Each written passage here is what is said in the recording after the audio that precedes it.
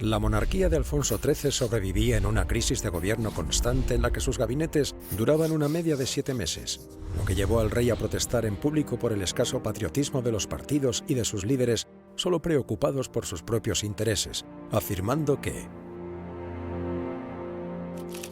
creo que todas las provincias deberían iniciar un movimiento a favor de vuestro rey y de los proyectos que sean beneficiosos. Y de esta manera se hará recordar a los miembros del Parlamento que son simples mandatarios del pueblo, pues ese es el sentido del voto que depositáis en las urnas.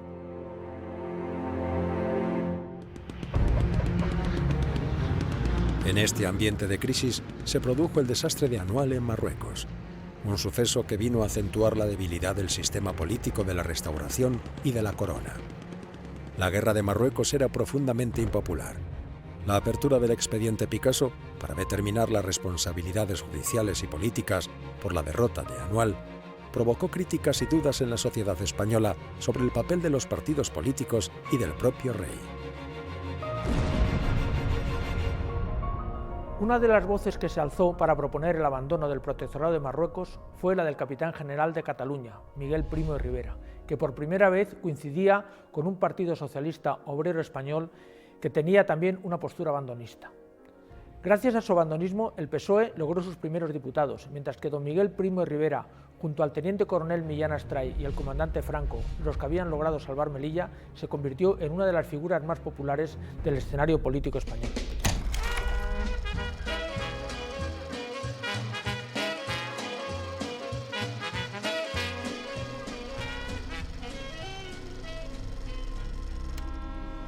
El 23 de junio de 1923, Primo de Rivera, a su llegada a Barcelona, fue recibido en la estación por una enfervorizada multitud.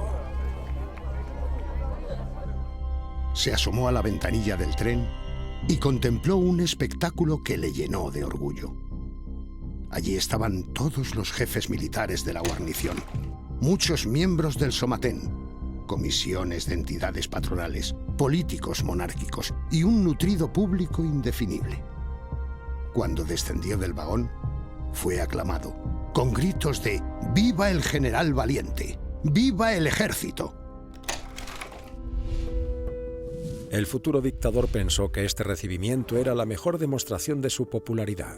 Buena parte de los españoles estaban hartos de las formas de hacer política de los partidos durante la Restauración.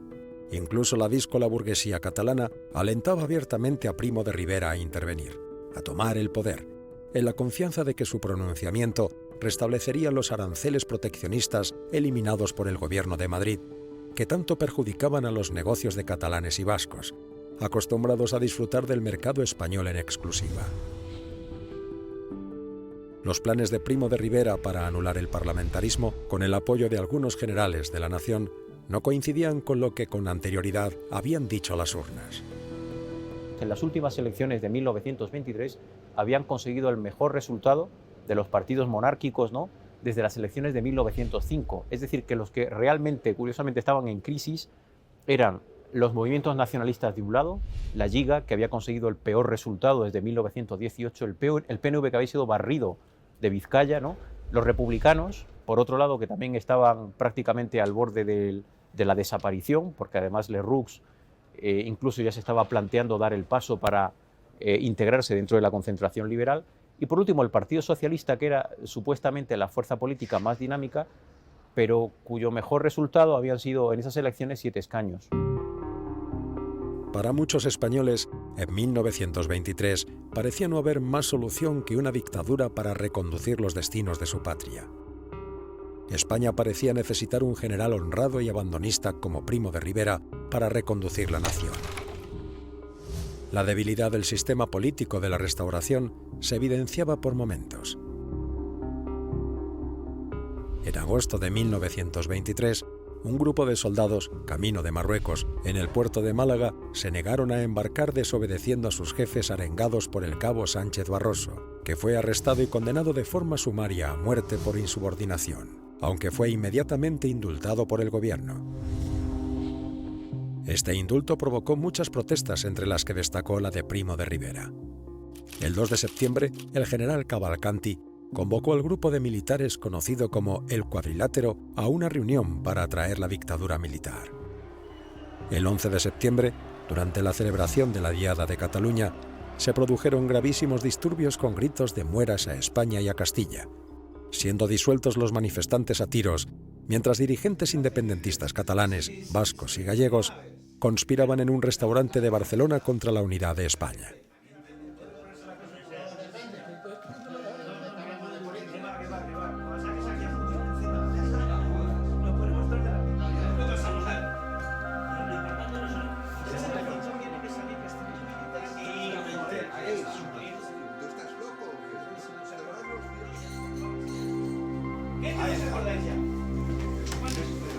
Si eso yo lo reconozco, vamos a ver. Ni un punto. Es así. Que al final es real o no. Si no, sí, lo estoy haciendo y lo estoy consiguiendo. Sí, bueno, poco a poco lo va consiguiendo. Si eso yo lo reconozco. Pero fue un buen organización. No dejas aquí solo, que estos son de lo que la pinta. Que no sepa Dios cuándo.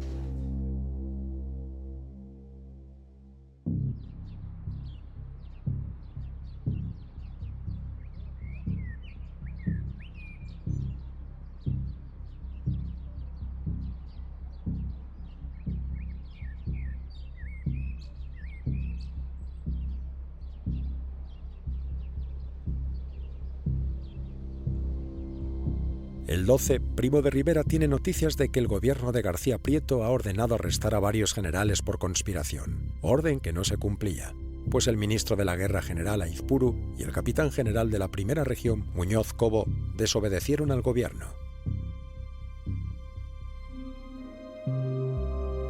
Esa misma noche varias guarniciones se sublevaron. En Madrid, el duque de Tetuán, gobernador militar de Madrid, informado por los generales del Cuadrilátero de sus planes de sublevación, afirmó: «Yo con mis compañeros». Con el golpe en marcha, Alfonso XIII pensó ponerse directamente al frente de sus generales, pero Antonio Maura le disuadió. El rey siguió de vacaciones en San Sebastián como si nada estuviese pasando.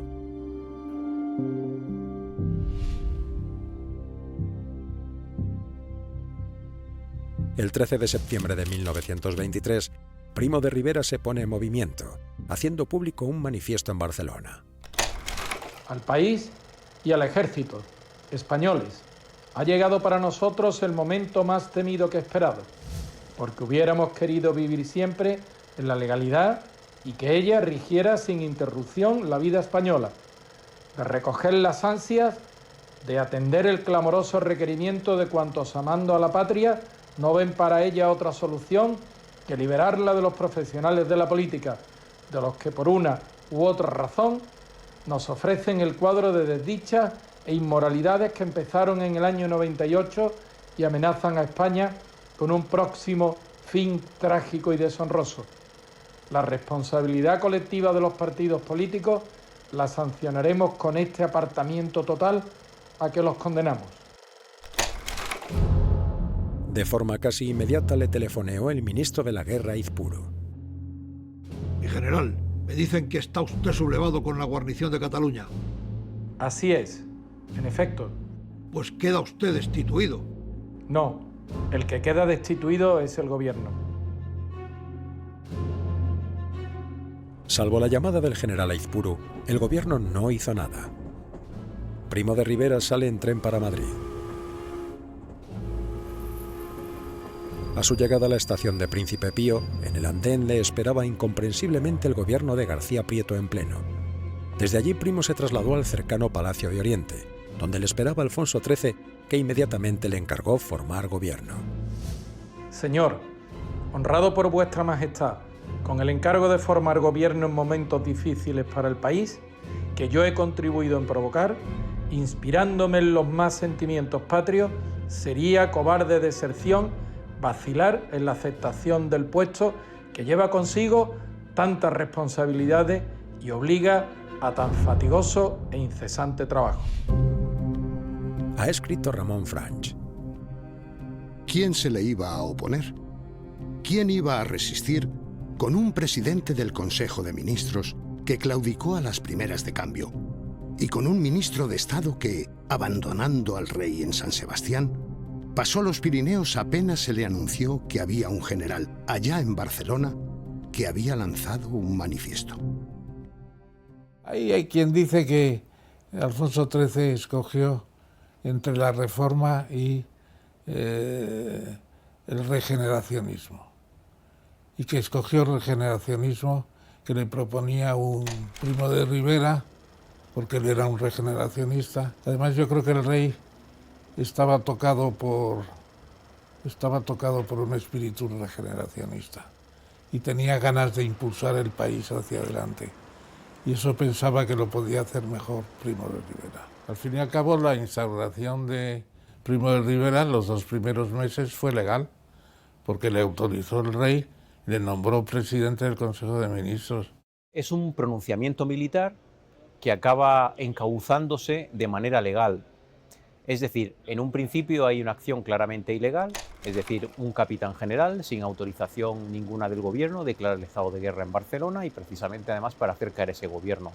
Le siguen una guarnición, el resto de guarniciones se pronuncia negativamente, es decir, no apoya al gobierno, y finalmente es el rey el que tiene que encauzar esa situación enormemente peligrosa, llamando a Primo de Rivera y contra el propio criterio del general, que había pensado en instaurar algo completamente nuevo, va a ser el propio rey el que acabe nombrándole presidente del Consejo de Ministros y ministro universal, además haciéndole jurar el cargo frente al ministro de Gracia y Justicia del gobierno anterior. Por tanto, se puede decir que la ruptura definitiva con la monarquía constitucional de la Restauración comienza realmente en diciembre de 1923, cuando el Parlamento es disuelto sin ser convocadas elecciones como estaba prescrito en la Constitución de 1876. En Barcelona, el conde de Güell y la alta burguesía catalana, y en Bilbao, la vasca, celebraron el fin del librecambismo impulsado por el gobierno de García Prieto y su ministro de Estado, Alba. Comenzaba la dictadura de Primo de Rivera.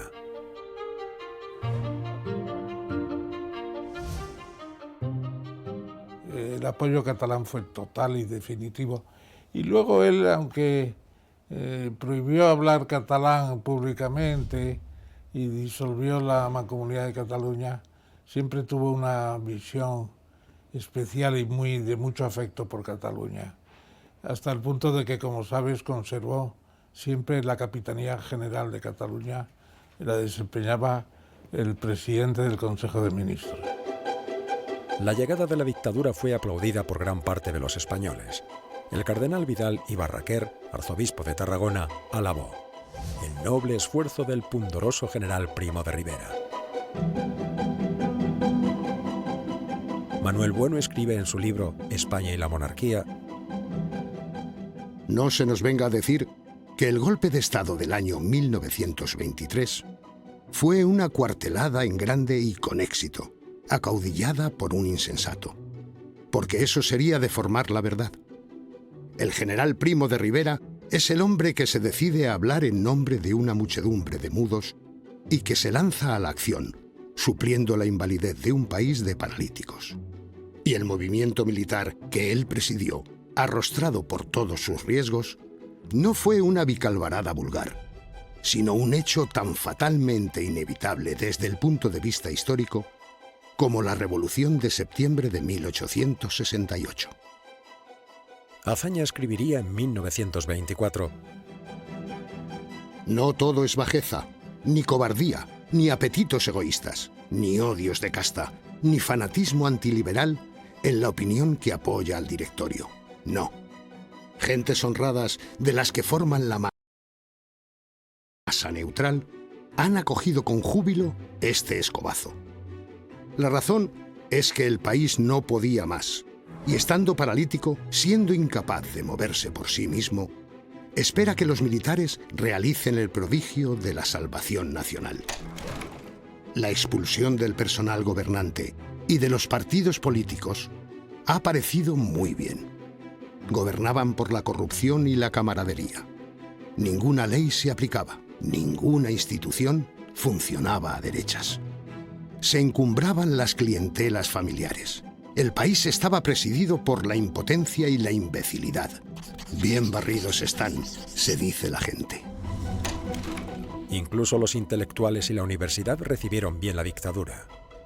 Yo creo que hubo un apoyo general, Ortega y Gasset, don José se manifestó públicamente muy a favor. Azaña más comedido, pero incluso hay dos próceres de la República que me parece que uno es Azaña y otro Besteiro, que se encuentran un día en la calle durante la dictadura, más o menos después de la guerra de Marruecos de terminar, que fue el momento más glorioso, y dicen, ¿y qué vamos a hacer? Y dice, pues nada, esperar, porque realmente el dictador lo estaba haciendo bien.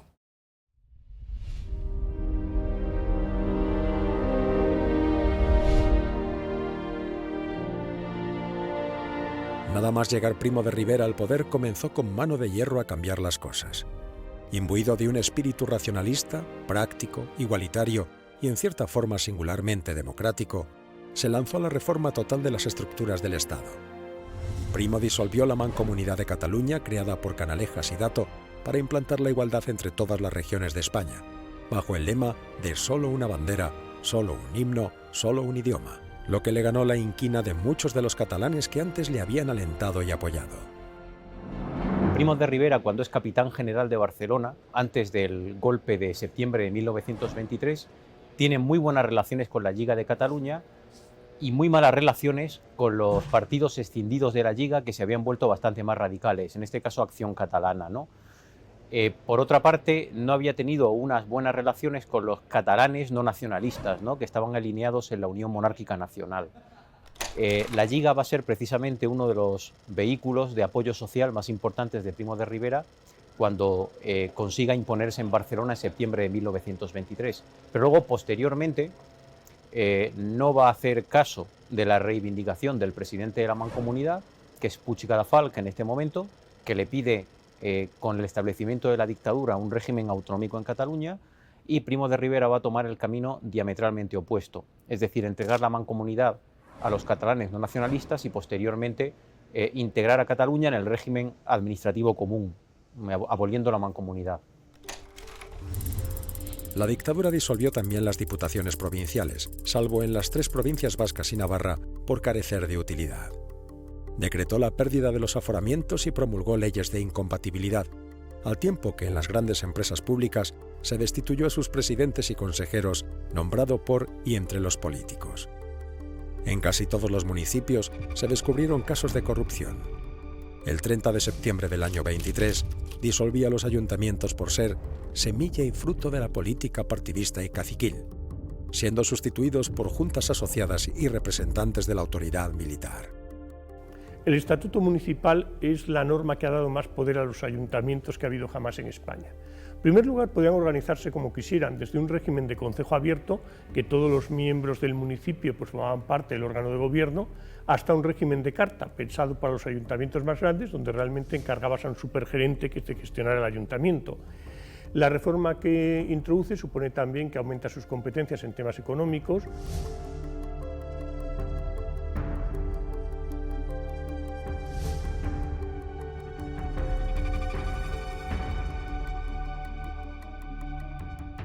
Calvo Sotelo diseñó un nuevo sistema municipal basado en la representación proporcional, pudiendo votar por primera vez las mujeres. Quería dotar a los municipios de auténtica autonomía, lejos del viejo caciquismo de la clase política. Él consigue que las mujeres voten dentro de las elecciones, tanto en el estatuto provincial como en el regional. No todas las mujeres, que es lo que él hubiera querido, lo que el propio Primo de Rivera apoya, pero dentro del directorio militar esto tuvo una oposición fuerte, por parte sobre todo del general Villespín, y al final votan aquellas mujeres que se considera que puedan tener una independencia económica. Pero bueno, es un primer paso y él lo resalta mucho en el preámbulo del Estatuto Municipal. Con Primo de Rivera la clase política sufrió un golpe de muerte.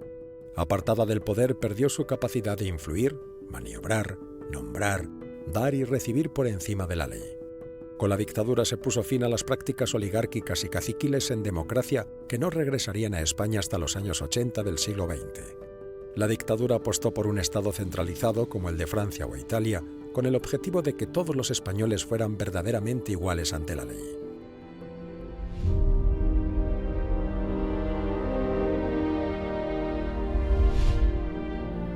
Desde un principio la dictadura quiso reorganizar las cuentas del Estado y relanzar, potenciar y modernizar la economía española.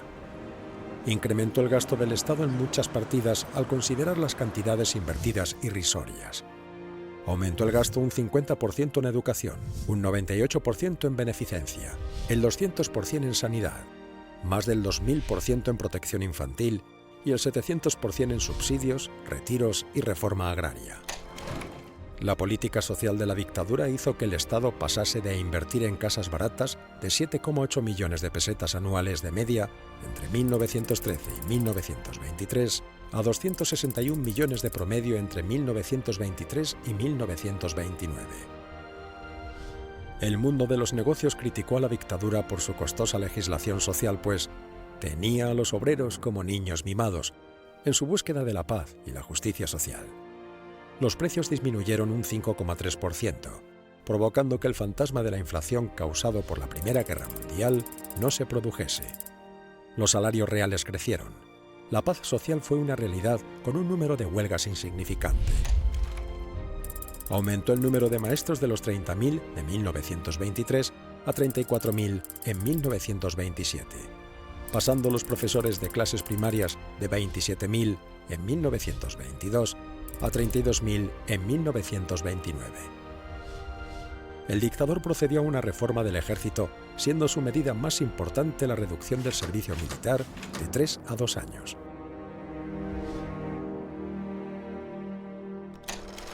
Suprimió el cuerpo de Estado Mayor, refundó la Academia General Militar por decreto de 23 de febrero de 1927, para cuya dirección nombró al general Francisco Franco, y mantuvo el pulso con el arma de artillería por causa de sus escalas cerradas, a tiempo que dotaba al ejército de África de los medios para ganar la guerra. Durante la dictadura, la economía española experimentó una considerable expansión con notable impulso del empleo. España se convirtió en una de las naciones más proteccionistas del mundo, llegando incluso el dictador a impulsar a el incipiente negocio del cine. Ante la invasión de nuestras salas por películas extranjeras y por la escasa, casi nula producción española, se abre un periodo de información pública ante el Ministerio de los 3 sectores afectados: fabricantes de películas, impresionistas, alquiladores de las mismas y empresarios de salas, más los escritores y los artistas, para que se exponga la situación real de la industria del cine en España para proceder a su apoyo. Primo de Rivera fomentó la industrialización de España con medidas intervencionistas como haría 10 años después Roosevelt con su New Deal. Logró un notable aumento de las transacciones internacionales y entrada de capital extranjero. En 1927, mediante la Ley del Monopolio de Petróleo, fundó la Compañía Arrendataria del Monopolio del Petróleo S.A., CAMSA, una empresa petrolífera española, una empresa que siguió funcionando hasta la entrada de España en el mercado común europeo. Otro de los grandes logros de la dictadura fue la mejora de las infraestructuras básicas de España. Las carreteras pasaron de 2.796 kilómetros a 9.445 kilómetros, fruto del primer plan de carreteras, pasando los coches a circular por la derecha, incluidos los de Madrid, que lo hacían por la izquierda, al tiempo que se creaban los primeros paradores nacionales para dar apoyo a los viajes por carretera. En los pocos más de 1.300 días que gobernó Primo de Rivera, se multiplicó por 2 el consumo de energía eléctrica. Se construyeron numerosas presas, aumentó la producción de cemento de 860.000 toneladas a 1.820.000, y el acero duplicó su producción.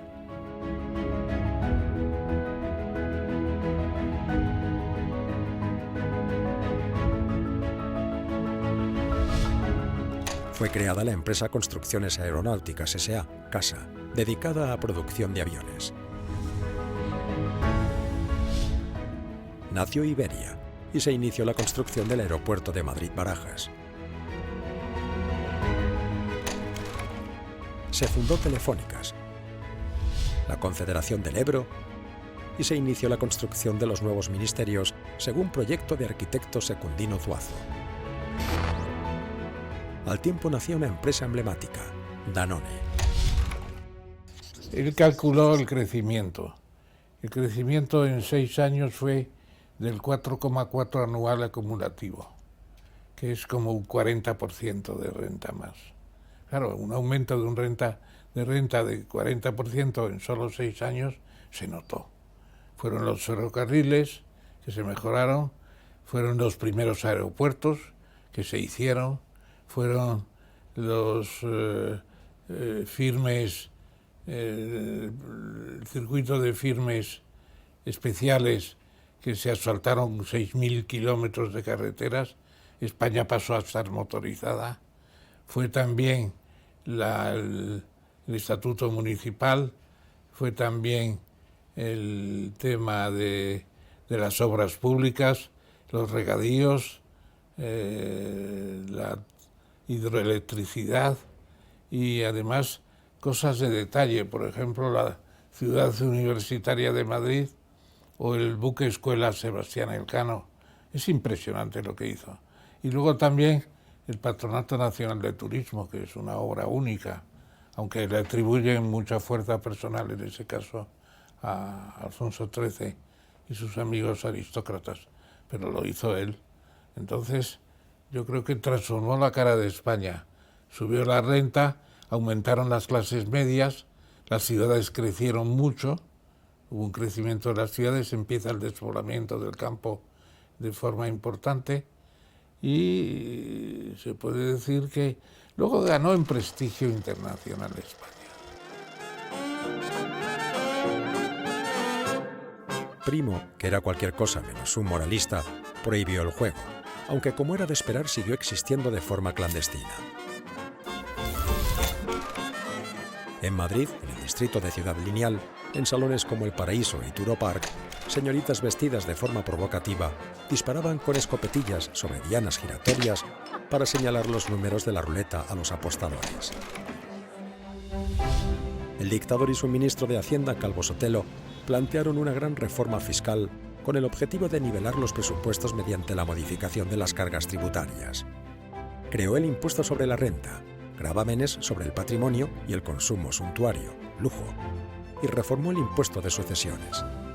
La recaudación del Estado pasó de 2.468 millones en 1923 a 3.694 millones en 1929, al tiempo que en 1926 lograba mejorar notablemente el cambio de la peseta gracias a sus medidas económicas y al final de la Guerra de Marruecos. Calvo Sotelo es uno de los ministros estrella de la dictadura. Consigue financiación para la dictadura, que es un régimen muy expansivo en el gasto. Es decir, no es solo que consiga recursos para el Estado, sino que consigue recursos crecientes para una política de gastos crecientes. Desde el punto de vista de Hacienda, Calvo Sotelo es un hombre que trata de racionalizar el régimen económico. Plantea un impuesto progresivo sobre la renta, que sería un claro antecedente el que tenemos hoy en día, y lo que plantea es una reforma general que no consigue llegar a cabo por las presiones que hay, pero sí sube los tipos de interés sobre los impuestos que había, que logra reorganizar un poco, sí, digamos, respalda la inspección de manera que la recaudación pues también aumenta bastante, porque como Calvo Sotelo coge más fuerza, trata de aquellos que defrauden Hacienda llegar incluso a expropiarles, en el caso de las fincas rústicas, que eran muy difíciles de controlar. Esto no se consigue, pero de nuevo vuelve a conseguir un pequeño aumento del tipo que se imponía. Por lo tanto, Calvo Sotelo no consigue esa gran reforma tributaria que él hubiera querido durante su gestión como ministro de Hacienda, pero sí consigue aumentar de manera notable los ingresos del Estado. Calvo Sotelo, las políticas que trata de llevar a cabo dan lugar a una revuelta de privilegiados, a una revuelta de notables, y es muy curioso, en las memorias de Natalio Rivas, que se conservan en el archivo de la Real Academia de la Historia, acoge lleno de entusiasmo ese intento de Calvo Sotelo de poder incluso llegar a expropiar las fincas de quienes no declaren debidamente sus beneficios y pasan de un determinado porcentaje de ocultación, porque considera este es el fin de la dictadura. Es decir, se va a poner en contra todas las oligarquías del país. Mejoró la agricultura, especialmente la intensiva.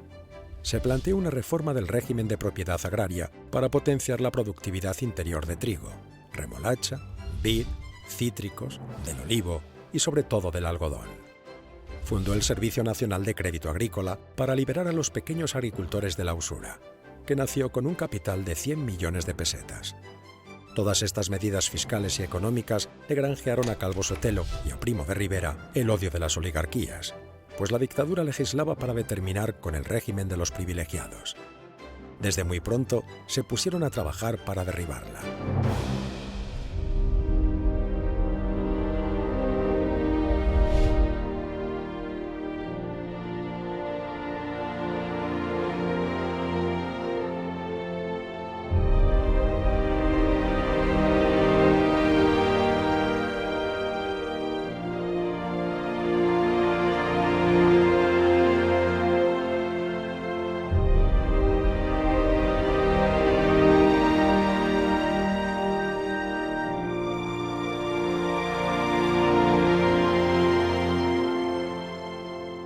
El dictador soñaba con construir una sociedad mejor y más justa.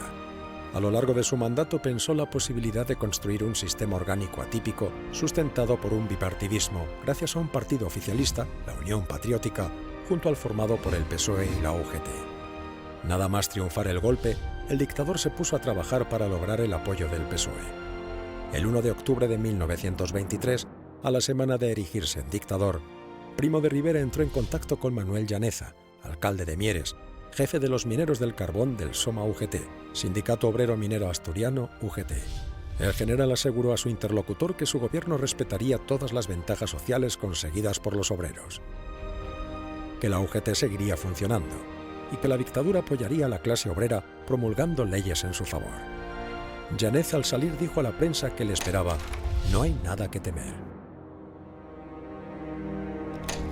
Primo declaró ilegal en 1923 al PCE, una escisión de 1921 del PSOE, al tiempo que perseguía a los anarquistas de la CNT, enemigos acérrimos de los socialistas en su lucha por el control de los obreros y campesinos sin tierra.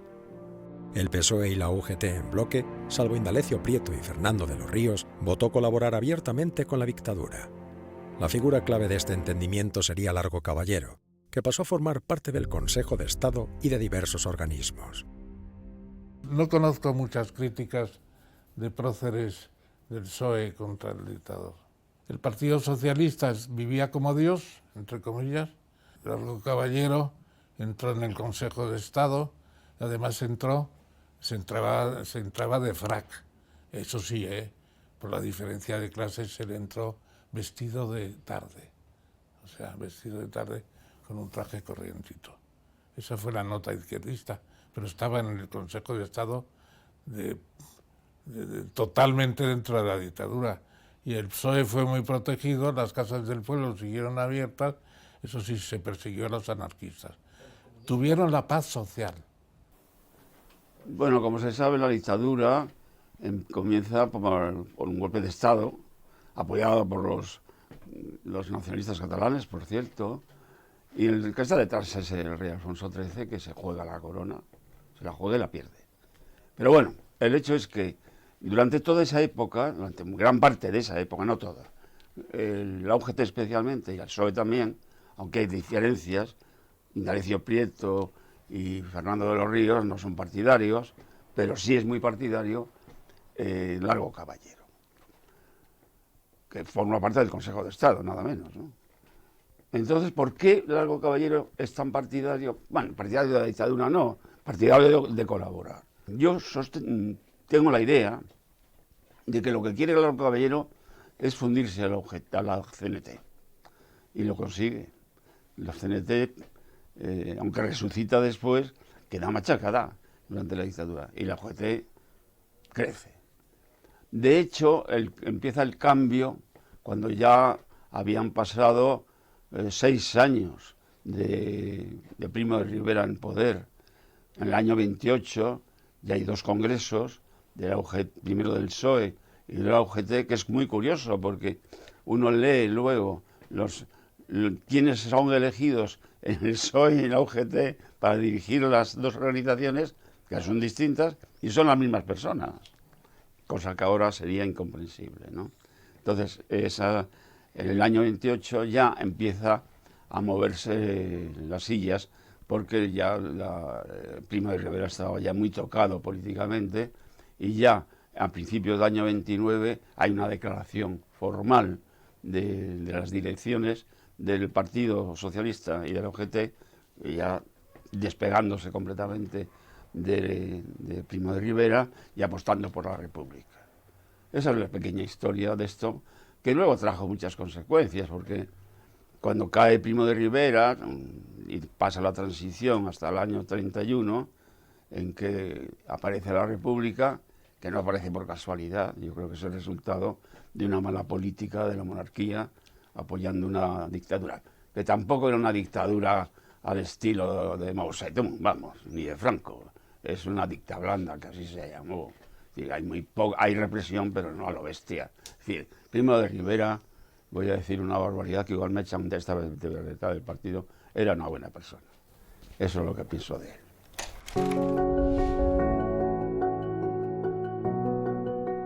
La colaboración de los socialistas con la dictadura, desde el momento en que se constituyeron los comités paritarios, que Eduardo Aunós importó de la Italia fascista, adquirió forma permanente y orgánica hasta el final de la misma. Cuando murió Pablo Iglesias, escribió Primo de Rivera: el respeto que merece la memoria del más inteligente y patriota de los socialistas españoles, Pablo Iglesias, se funda en que jamás, mientras que dirigió las masas obreras, admitió la actuación por la violencia.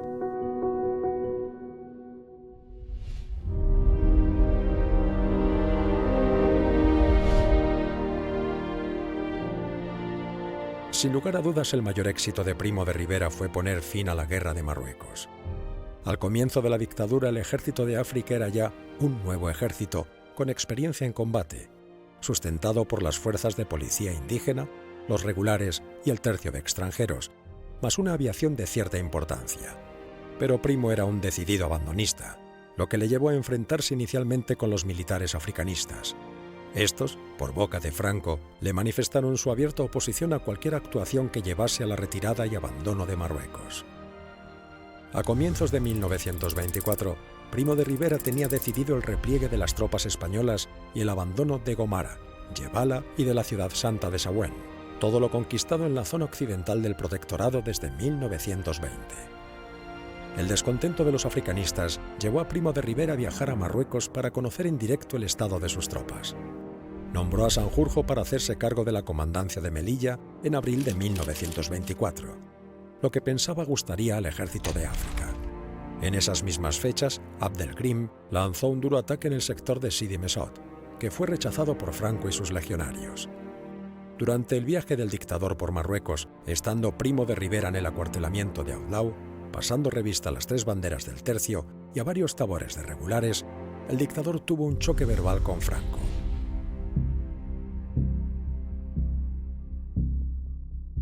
Entonces se levantó don Miguel, y tomando pie de la mencionada inscripción, espíritu de ciega y feroz acometividad de la legión, pintado en una pared del barracón que servía de comedor, dijo que debía ser cambiado por otra que aludiese a la férrea disciplina. En un extremo de la mesa, uno de los comensales dijo, muy bien, y Varela, que estaba a su lado, replicó en voz alta, mal, muy mal, mientras le zarandeaba. Impuesto el silencio, Primo de Rivera concluyó su discurso. No hubo ni un solo aplauso. Colérico, el general se volvió a Franco y le dijo, para esto no debería usted haberme invitado. A lo que el teniente coronel replicó, yo no le he invitado a usted. Me lo ha ordenado el comandante general, y si no es agradable para usted, menos lo es para mí. Con una impetuosidad muy característica, el general cambió sobre la marcha un elogio sobre la oficialidad diciendo que era mala. Mi general, replicó Franco, yo la he recibido buena. Si la oficialidad ahora es mala, la he hecho mala yo.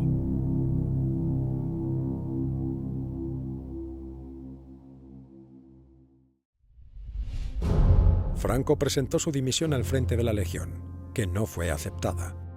Poco después, el directorio militar ordenaba se socorriesen las posiciones sitiadas del Valle de Lau, que se abandonase Sawen y que todas las tropas en la zona occidental retrocediesen a las posiciones que serían conocidas como línea Estella. Una orden considerada por muchos tratadistas militares como errónea y que costó muchos muertos, aunque la operación de repliegue fue bien ejecutada, alcanzando los objetivos previstos.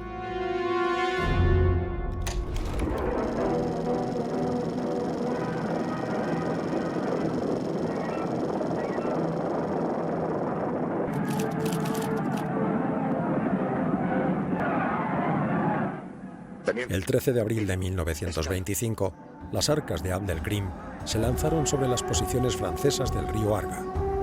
Los rifeños penetraron en territorio francés más de 100 kilómetros en dirección a la cuenca del Loire-Sable. Este desastre militar de las tropas francesas provocó que por primera vez París se aviniese a colaborar con España para terminar con la revuelta de Abd el-Krim.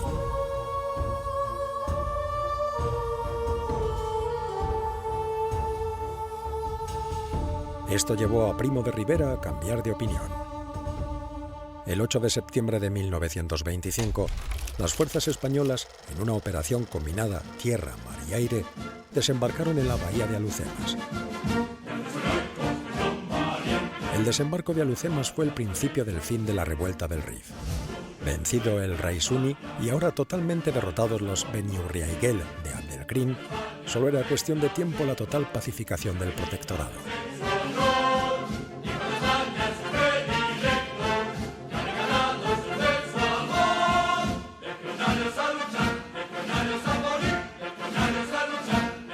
El 9 de julio de 1927, el general Sanjurjo oficialmente anunciaba el fin de la guerra tras 18 años de combates.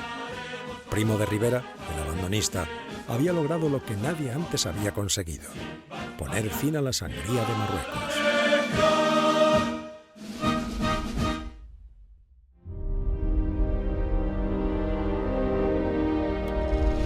Mientras que los éxitos interiores y coloniales de la dictadura son innegables, en materia de política exterior sus acciones fueron menos importantes.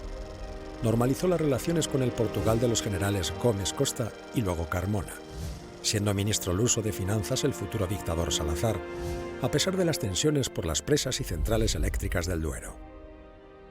Primero él se marchó de la Sociedad de las Naciones porque no le gustaban algunas cosas, pero luego hubo en Madrid una reunión del Consejo General de la Sociedad de las Naciones donde volvió a entrar España y estableció unas relaciones muy buenas con toda Hispanoamérica.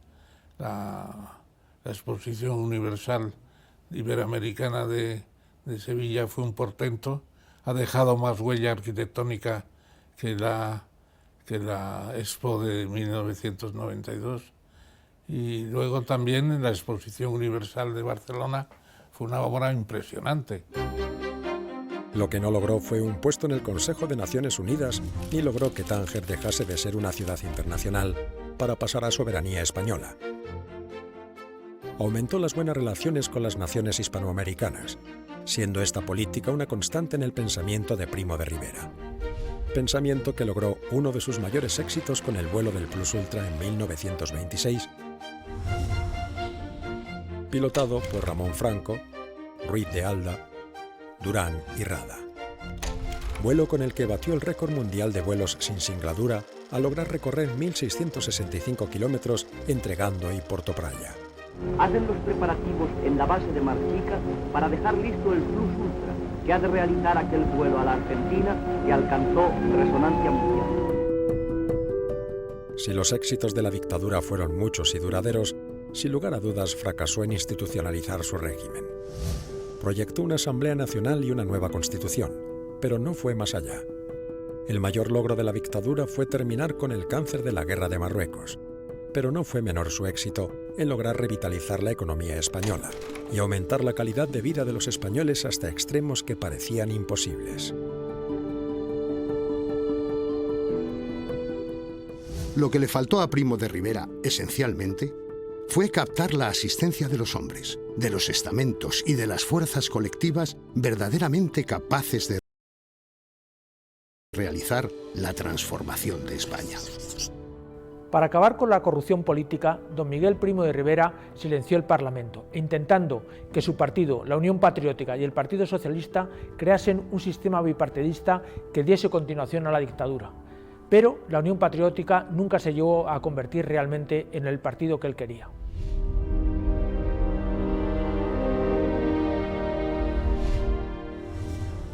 Nadie, ni ayer ni hoy, ha podido acusar al dictador Primo de Rivera de robar, de beneficiarse económicamente de su cargo o de hacerlo su familia o amigos. El mayor pecado de don Miguel, general viudo, no fue plegarse a los deseos de los grupos de poder, sino su relación con la chica de vida alegre, apodada La Caoba.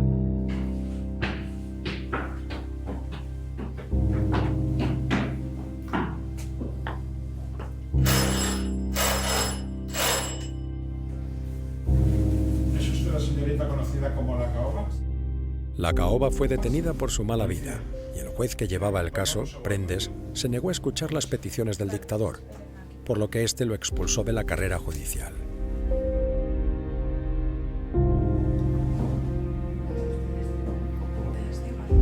Por favor, acompáñenos. Matías. Señorita, por aquí.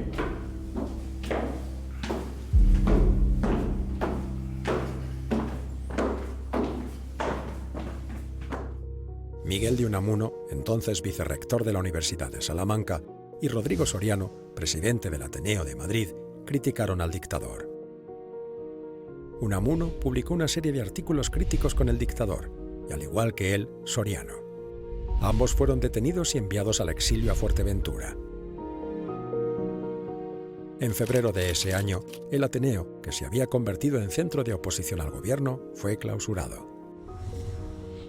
Primo de Rivera se había ganado la enemistad de buena parte de los intelectuales españoles, pero Unamuno y los intelectuales no tuvieron capacidad para debilitar la dictadura. Las oligarquías y el gran capital extranjero y español fue decisivo en la caída de Primo de Rivera. Salvar a una patria es siempre labor de masculinidad. A pesar de sus muchos logros, la dictadura nunca pudo superar su origen irregular y su inevitable carácter transitorio. La oligarquía económica, la vieja nobleza alfonsina se le enfrentó. Romanones, Weyler, Aguilera, más el anarquista Ángel Pestaña, intentaron un golpe de Estado en el año 1926. La Sanjuanada, que fue desmontada sin mayor problema. Primo, que solo tuvo verdadera mano dura para el terrorismo anarquista, a los que conspiraban contra su gobierno se limitó a castigarles con el destierro y con multas. Los estudiantes universitarios, una minoría entre las minorías, se opusieron a la dictadura por causa de la autorización de varios centros universitarios católicos. El Colegio de María Cristina de El Escorial, de los Agustinos, donde estudió Azaña, ICAI y la Universidad de Deusto de los Jesuitas. El mayor enemigo de la dictadura es el propio Primo de Rivera. Primo de Rivera presenta la dictadura como una letra de 90 días, como un régimen provisional, nunca sabe cómo dar una salida constitucional al régimen, siempre está diciendo que él no quiere presentarse, que él no quiere perpetuarse, que tan pronto se arreglen los problemas se irá, y bueno, eso da una imagen de fragilidad. Tiene esos enfrentamientos que provocan sus medidas de tipo fiscal con los notables. Tiene un enfrentamiento con el mundo universitario, curiosamente porque tiene un ministro que defiende la libertad de enseñanza, que permite la creación de universidades privadas, entonces los catedráticos de la pública ponen a los estudiantes de la pública en pie de guerra.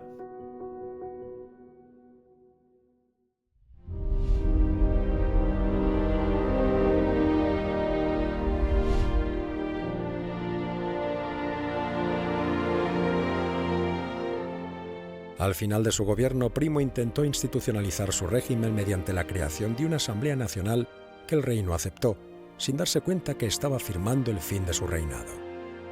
En 1929, el conservador Sánchez Guerra montó una nueva conspiración de salón que, sumada al pleito de los artilleros, la inquina de intelectuales y de los elitistas señoritos que estudiaban en la minoritaria Universidad Central, llevó al hastío al dictador. Primo de Rivera se fue del poder igual que había llegado, sin violencia. Puso su cargo a disposición del rey, y el rey que le había dado el poder se lo retiró. Primo dejó el poder y se convirtió en una sombra en la historia de España.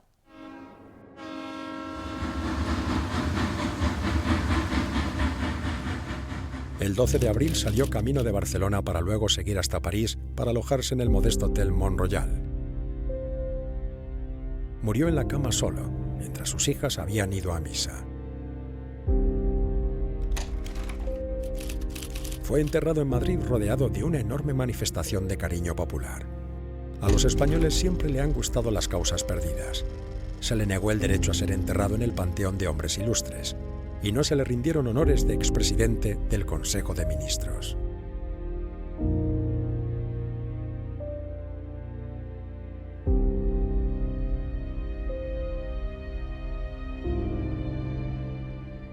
Es un regeneracionista, es un militar regeneracionista. Yo creo que no es un fascista. Un fascista suprime las libertades totalmente y en España se podía decir lo que se quería prácticamente. Alguna vez daban un resoplido, como con Unamuno, ¿no? O con el caso también del gran novelista Blasco Ibáñez, que se exilió voluntariamente. Pero era la dicta blanda, aquello no era la dictadura.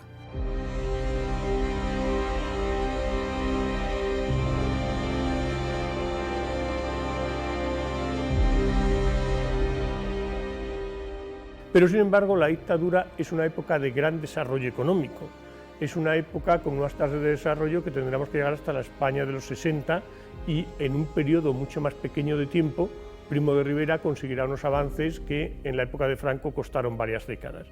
Fue una época muy próspera.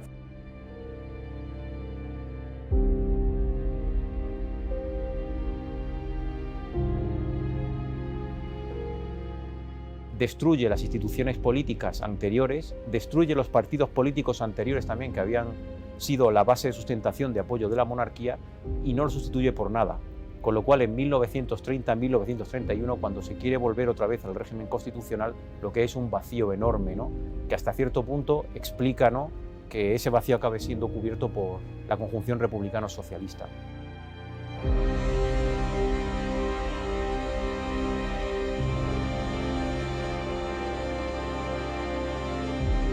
Decía, todo Marruecos no vale la gota de sangre, una gota de sangre de un soldado español. Yo creo que es uno de los dictadores defendibles y además honrado. Cuando abrieron la caja de seguridad que tenía en su despacho, encontraron un reloj de oro que le había regalado a alguien y que nunca quiso ponerse. Y la familia vivió muy modestamente durante la dictadura y después, naturalmente.